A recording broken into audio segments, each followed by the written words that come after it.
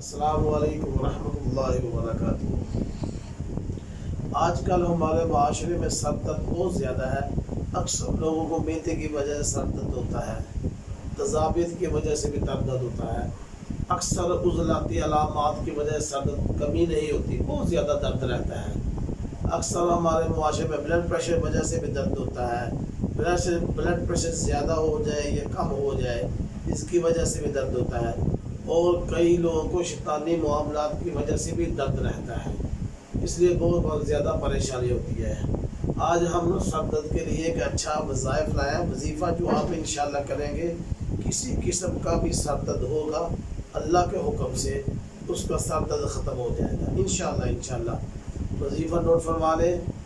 سورۃ فاتحہ 7 مرتبہ، یا جبار یا سلام 11 مرتبہ، سورۃ توبہ کی آخری 2 آیات 3 مرتبہ، اور سورۃ الکوثر 7 مرتبہ۔